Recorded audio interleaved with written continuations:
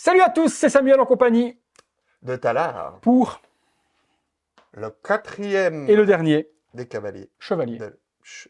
Chevalier de l'Apocalypse. Ah ben celui-là, Chevalier de l'Apocalypse. celui-là c'est plus un cavalier, c'est Ouais, un, là, c'est un chevalier de l'Apocalypse. Bon, qui n'a pas beaucoup mangé, mais doucement. Ah, très squelettique, hein, très squelettique. Quatrième Horseman en anglais, The Four Horsemen, XM Studio, créateur, design, Marco Plouf. Marco Plouf.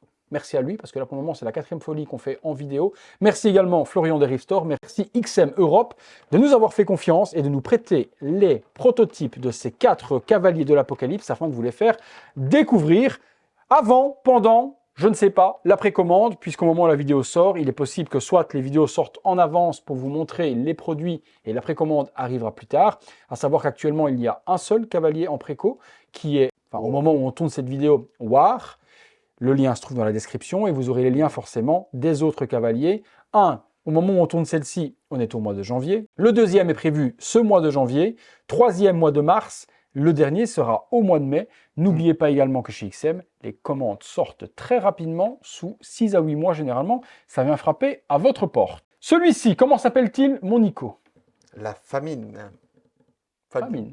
Famine. Okay. Famine pour crève la dalle. Famine. Mais c'est pourquoi famine, c'est crève la dalle? Ah bah crève la dalle. Ok, je te crève la dalle. Par contre, pas crève la dalle là. Là, on est de nouveau sur une quatrième interprétation du cavalier de l'Apocalypse. Et là, bah, il a donné tout ce qu'il mange pas, il donne à lui, à sa bestiole. C'est quoi? C'est un démogorgon? C'est un sarlac? C'est un mange-terre dans l'eau, dans le Seigneur des Anneaux. Base différente. Cette fois-ci, on change de style de base, puisqu'on n'est plus sur des dalles qui ont craquelé ou autre, on est vraiment sur une bestiole qui sort de terre.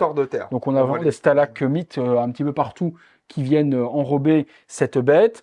Prototype, donc comme d'habitude, on ne vous a pas montré le montage parce qu'on ne sait pas comment ce que le produit final sera. Donc inutile de vous montrer un montage d'un produit qui ne sera peut-être pas le même que celui que vous aurez chez vous. Parfois des éléments sont assemblés, des fois ils sont séparés pour la découpe, pour le produit final, pour ne pas avoir de problème de casse dans les transports. Donc là, on vous le montre directement assemblé. Il n'était pas en beaucoup de parties.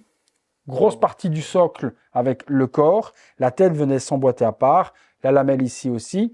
Le corps s'emboîte et puis différents éléments, cap, tout ce qui est, vous voyez, tout ce qui est en volume était séparé.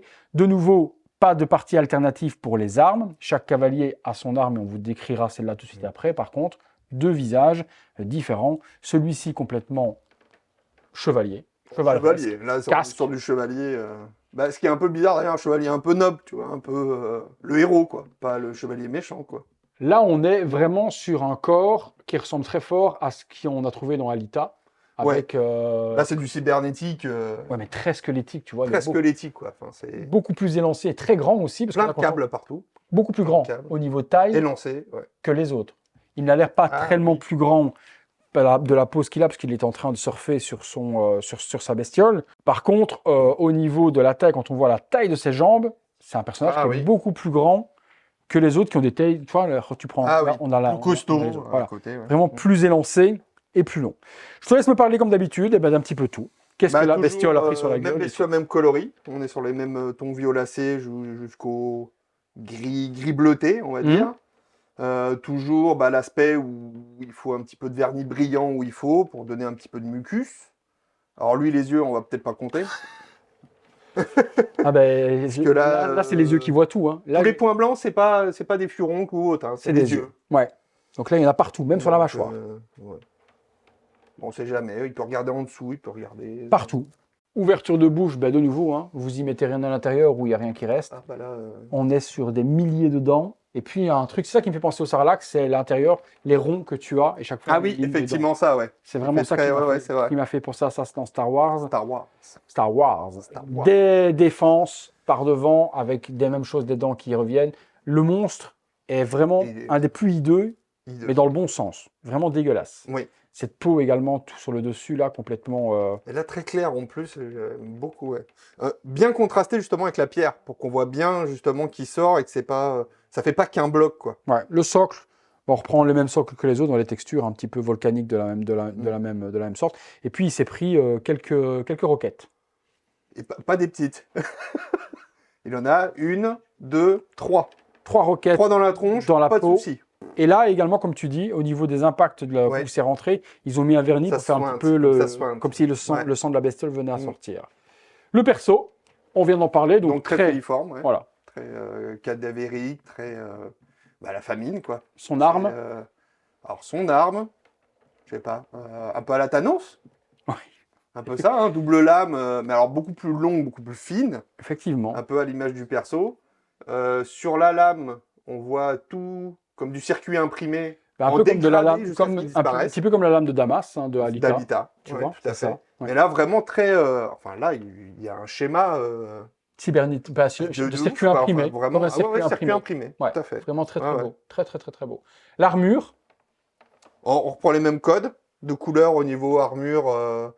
le côté avec les reflets, toujours mat, avec des jolis reflets. En revanche, là, c'est le côté bleuté qui va dominer. Ouais, les câbles. On verra sur le deuxième HS avec ses yeux bleus aussi. La cape aussi, bleuté. C'est vraiment la couleur bleu et brun qui va revenir. Et puis les ligaments. Oh, ça, c'est ouf, le ligament. Et là, on voit bien, en fait, c'est comme c'est un ligament ou un de ces câbles qui vient enserrer la tête de la bestiole pour la maîtriser. C'est pas juste une reine, c'est... Non, c'est vraiment son corps. C'est comme si c'était les ligaments de son corps. C'est un prolongement de son corps qui vient maîtriser la bestiole. Cap tout en dynamisme et de nouveau une statue très dynamique par le fait de la pose du personnage qui est en train de surfer et de rider sur son animal. La pose, le dynamisme, l'envolée également de tout ce qui est drapé au niveau ici également, derrière. Oui, sa tête sur cette squelette-là, Première tête, donc, on vient de vous expliquer, vraiment totalement casquée, qui fait vraiment très Dark Souls. On a vraiment la partie d'un chevalier qui vient par devant avec un drapé bleuté. Deuxième tête, on vous montre de suite. Deuxième tête, beaucoup plus folle. Hop, cette fois-ci, plus du tout de casque. Le visage, et là, il est horrifique. Là moi, j'aime. Je préfère l'autre, c'est un Terminator. Trop chevalier. Regarde. Là, c'est un T800. C'est T800 ou quand on parlait d'Alita, quand il y a Zapan qui se fait couper le visage, là, ça fait ça, où on voit vraiment derrière le... Mais sinon, on voit Terminator. Avec le petit œil. Ouais, c'est ça. Différent par contre, où tous les autres ont la partie mâchoire qui sont couleur gold. Ici, on est sur... C'est pour ça que ça me faisait penser à T800. Ici, on est sur du gris. Sur un métallique. Ouais, totalement différent dans la tête. Ah, par contre, chevelure noire et bleue, très élancée, qui reprend forcément le mouvement de toute la statue. On voit qu'il est en train de glisser et de sortir de quelque chose. Donc le vent prend et la dynamique est vraiment bien étudiée dans le design parce qu'on a vraiment tout ce dynamisme de prise de vent qui est vraiment bien étudié dedans. Il a un œil blanc normal, humain on va dire, et l'autre qui est par contre cybernétique bleu. On voit direct. Avec un petit côté, c'est une peinture bleue métallisée. C'est joli. Très joli. Et on voit, c'est vraiment des plaques de fausses peaux qui ont été mises. C'est la seule petites plaques vite fait. C'est la seule partie. C'est la seule partie. Tout le corps, il n'y a pas une seule partie de peau comme on avait avec Pestilence ou autre. Tout le reste, c'est du câble qui fait un peu effet de tendon, muscle en même temps. À nouveau, comme les statues précédentes, c'est vraiment au premier coup d'œil la bête qui vous surprend et sur laquelle vous allez vous attarder. Et puis vous allez remonter les yeux et voir son cavalier qui est en train de le chevaucher. Les dents sont de nouveau extraordinaires également sur le visage. Et on retrouve sur l'arrière le casque de chevalier tout de même, puisque les parties cybernétiques et cavalières vont se retrouver sur l'arrière. Il a vraiment une mèche qui vient se remettre sur le côté. Travail exceptionnel et pareil, hein, des grosses espèces de condensateurs qui ressortent ça fait penser comme Grewishka dans Alita. On parlait aussi des gros trucs de cybernétique, enfin typé cyberpunk, hein, vraiment. Vraiment une grosse folie. Les dimensions, on vous les donne comme d'habitude si vous voulez prévoir votre display. Vous aurez les dimensions complètes de la statue. Vous ne fiez pas au centimètre près sur ce qu'on vous dit, on estime, puisqu'il est très difficile de prendre des dimensions quand on a des statues de la sorte. Le mètre, donc, nous allons prendre de large ou de profondeur en fonction de comment vous allez exposer votre statue. Nous serions à 75 cm, soit de large, soit de profondeur. 73, et puis il nous reste quoi en largeur? Non, c'était ça que tu voulais.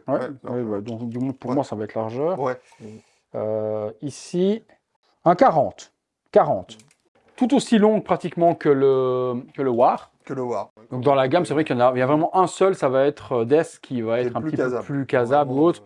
Celui-ci... Non, celui-là, il faut la place. Oui, parce que même si vous le mettez, là c'est une table qui fait 60, si je le mets sur une table de 60 en le centrant, la tête va dépasser forcément de votre meuble. Donc plus à exposer, difficile. Hein, après, parce qu'en table, la tête peut pendre à l'extérieur du display. Hein, bien sûr, il y a que cette partie-là qui va poser. Mais c'est juste que pas l'accrocher en passant devant un meuble ou ce genre de choses-là, quoi. Puis là, bah, faut forcément qu'il vous regarde. Ouais. Faut qu'il vous regarde. Donc, il n'y a pas... Mais je pense que les 4 assemblés, ça va être la prochaine vidéo. On vous fera une vidéo très courte avec les 4 assemblés, que vous puissiez voir ce que donnent les 4 cavaliers de l'Apocalypse, les uns à côté des autres.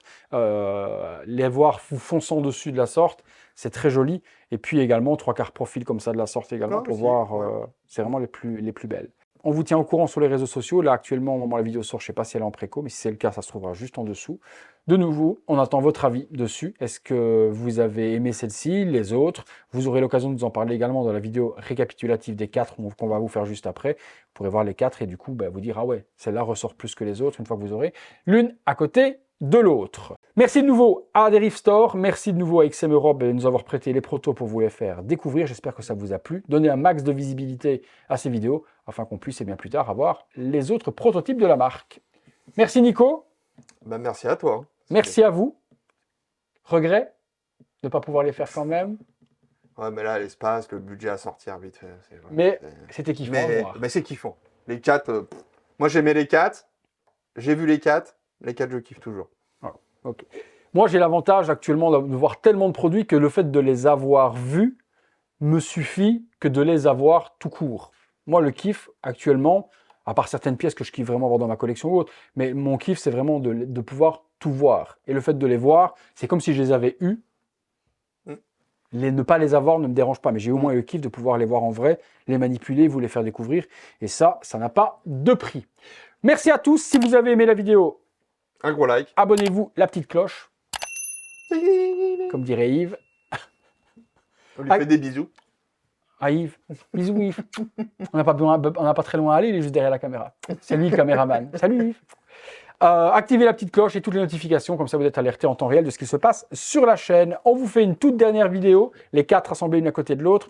On va essayer à mon avis de mettre les 4 box de carton et les poser, parce que là sur la table, vous imaginez bien que les 4 ne vont pas tenir. On se retrouve très bientôt pour une prochaine vidéo. Salut à tous.